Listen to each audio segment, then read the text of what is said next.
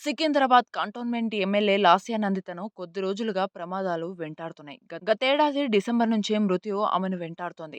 ఇటీవల 3 గంటల పాటు లిఫ్ట్లో చిక్కుకుంది లాస్యా నందిత. నల్గొండ సభకు వెళ్లి వస్తుండగా లాస్యా కారుకు ప్రమాదం జరిగింది. ఈ ప్రమాదం జరిగి 10 రోజులు గడవక ముందే కారు ప్రమాదంలో లాస్యా మృతి చెందారు. 2 ఘోర ప్రమాదాల నుంచి తప్పించుకున్న లాస్యా నందిత చివరికి ఇవాళ జరిగిన రోడ్డు ప్రమాదంలో ప్రాణాలు కోల్పోయింది. సికింద్రాబాద్ కంటోన్మెంట్ ఎమ్మెల్యే బీఆర్ఎస్ నేత లాస్యా నందిత రోడ్డు ప్రమాదంలో మృతి చెందారు. హైదరాబాద్ ఓఆర్ఆర్పై ఎమ్మెల్యే కారు ప్రమాదానికి గురైంది. అతి వేగంతో లారీని ఢీకొట్టి అదుపు తప్పిన కారు రైలింగ్కు తగిలింది.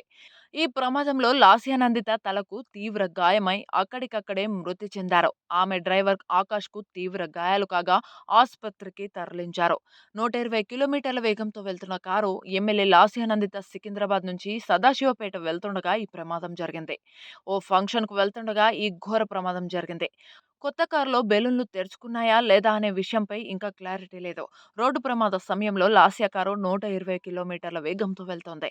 లారీని ఢీకొట్టాక నేరుగా వెళ్తున్న కారు కుదుపుకు గురై అదుపు తప్పింది. పక్కనే ఉన్న రైలింగ్కు వేగంగా ఢీకొట్టింది. సికింద్రాబాద్ కంటోన్మెంట్ ఎమ్మెల్యే లాస్యా నందిత దివంగత ఎమ్మెల్యే సాయన్న కుమార్తె. బీటెక్ కంప్యూటర్ సైన్స్ పూర్తి చేశారు. 1986లో జన్మించిన లాస్యా గత ఎన్నికల్లో ఎమ్మెల్యేగా ఎన్నికయ్యారు. సాయన్న రాజకీయ వారసత్వాన్ని అందుకున్న లాస్యా ప్రజల్లోకి చురుగ్గా వెళ్లారు. అదే ఆమె గెలుపుకు దోహదం చేశాయి. గతేడాది ఫిబ్రవరి 19న లాస్యా తండ్రి సాయన్న మృతి చెందారు. ఈలోపే ఆ ఇంట్లో మరో విషాదం చోటు చేసుకుంది.